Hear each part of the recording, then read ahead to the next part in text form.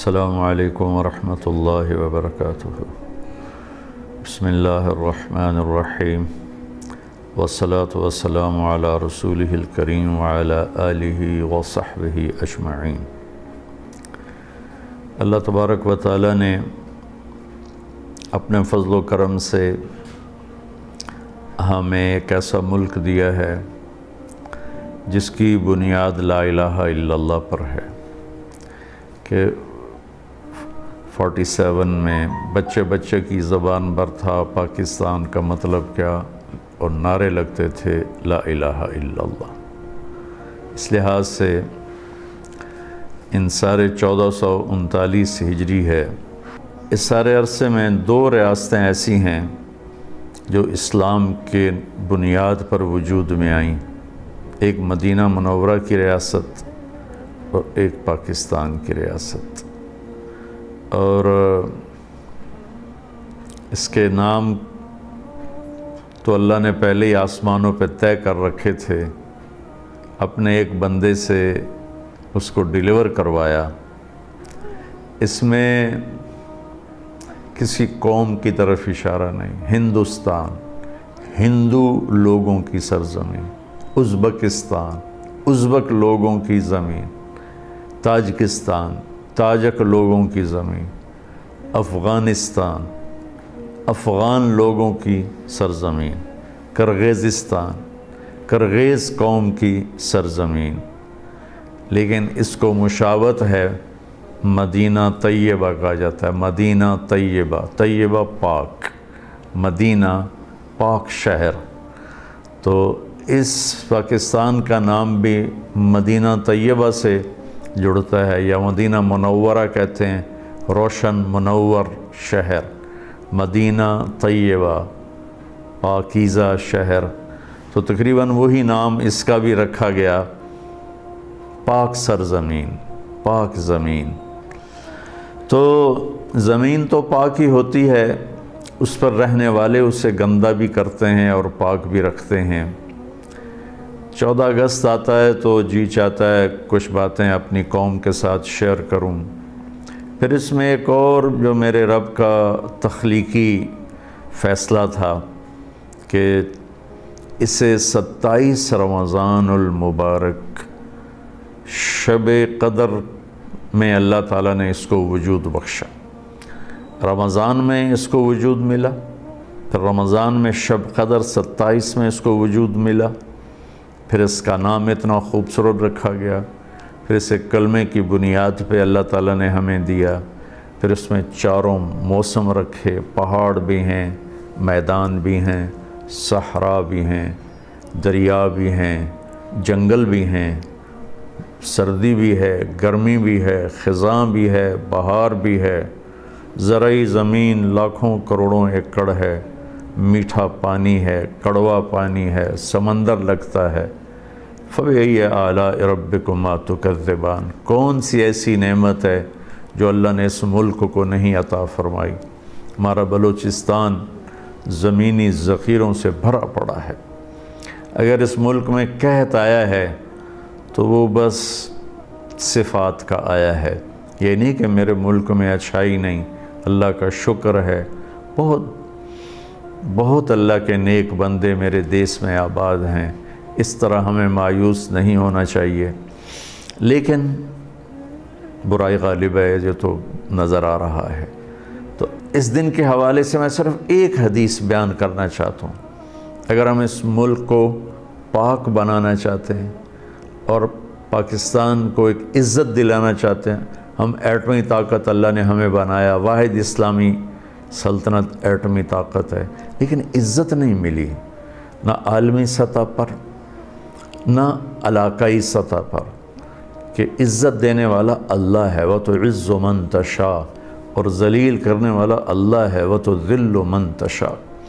تو عزت دینے کے اور ذلت سے بچانے کے کچھ اسباب میرے نبی نے بیان فرمائے ہیں، ان میں سے آج صرف ایک چھوٹی سی حدیث میں آپ کے ساتھ شیئر کروں گا تاکہ بات لمبی نہ ہو جائے، پھر سننے والے کم ہو جاتے ہیں۔ میرے نبی نے فرمایا اربع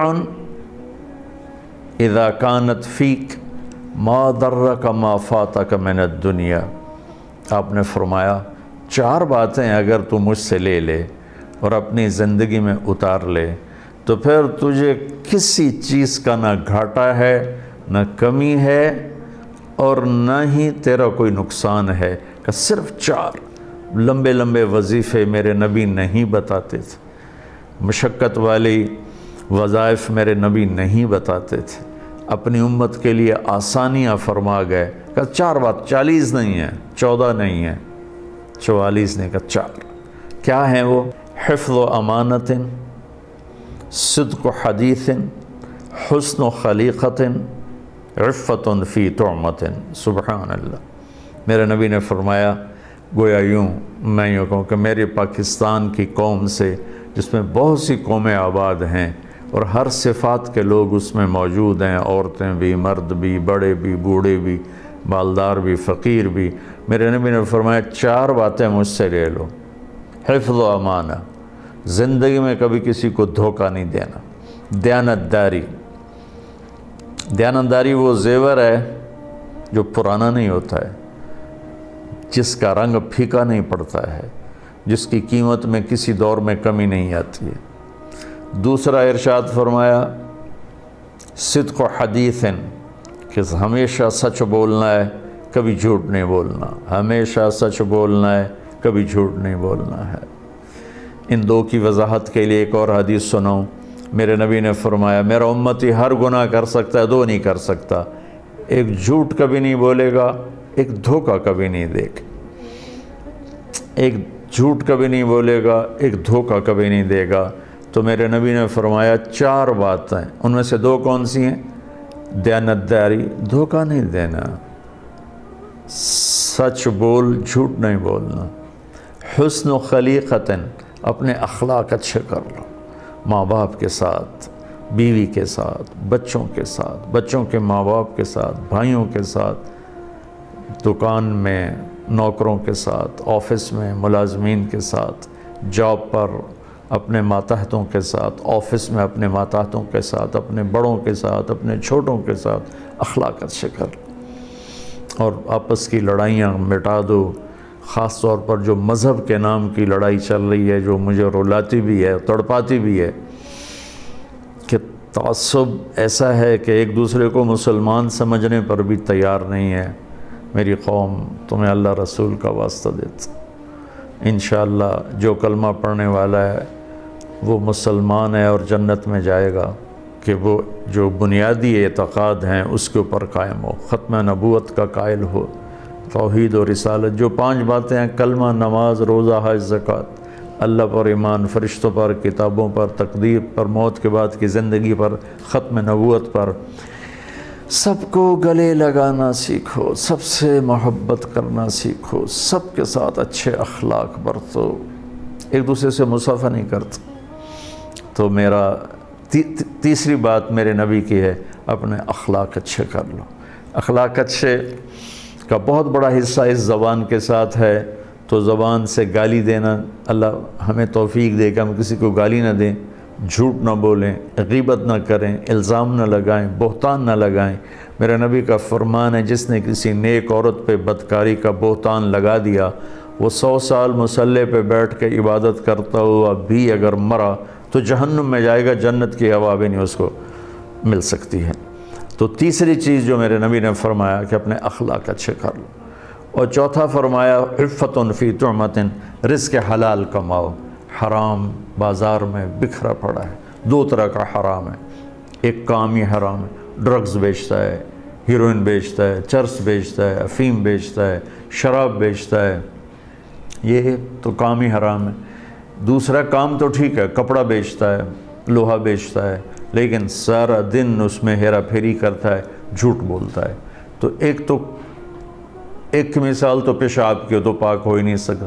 دوسرے کی مثال دودھ کی ہے، جس میں چند قطرے پیشاب کے گر گئے، تو دودھ تو پاک تھا، پیشاب کے قطروں کی وجہ سے وہ ناپاک ہو گیا۔ تو میری تیسری میرے نبی کی بات ہے، چوتھی میرے نبی کی آخری بات ہے، رزق حلال کماؤ۔ میرے نبی کا فرمان من امسا قالن بعمل یدہ امسا مغفور اللہ، مسلم شریف کی روایت ہے، جو صبح سے شام تک اپنے بچوں کے لیے روٹی کماتا ہے، حلال روٹی میں تھک جاتا ہے، تو اس کے اس دن کے سارے گناہ معاف ہو جاتے۔ اور سعد بن معاذ آپ کے پاس بیٹھے تھے، آپ کی نظر ان کے ہاتھوں پر پڑی تو وہ سخت تھے، تو آپ نے پوچھا سعد تیرے ہاتھوں کو یہ کیا ہوا ہے؟ تو انہوں نے عرض کی یا رسول اللہ میں اپنے بچوں کے لیے روٹی کماتا ہوں، خود کام کرتا ہوں، محنت مزدوری کا دہاڑی دار، تو میرے ہاتھ سخت ہو گئے ہیں، اپنے باغ میں کام کرتے تھے۔ تو آپ نے ان کا ہاتھ ایسے پکڑ کے ایسے بوسہ لیا اور ارشاد فرمایا بچوں کو حلال کھلاتے ہوئے جو ہاتھ ایسا ہو جائے گا اس پر جہنم کی آگ حرام ہو جائے گی۔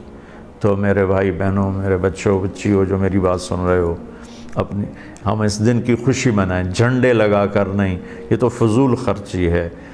جی جھنڈے بنانے پر، جھنڈیوں بنانے پر پیسہ لگانے کے بجائے اتنا پیسہ کسی غریب کا علاج کروا دیں، کسی غریب کی بیٹی کی شادی کروا دیں، کسی مصیبت زدہ کی مصیبت میں کام آ جائیں، کسی مقروض کا قرضہ ادا کروا دیں، کسی خیراتی فنڈ میں وہ پیسے جمع کرا دیں۔ ہم یہ پیسہ ضائع نہ کریں، برباد نہ کریں۔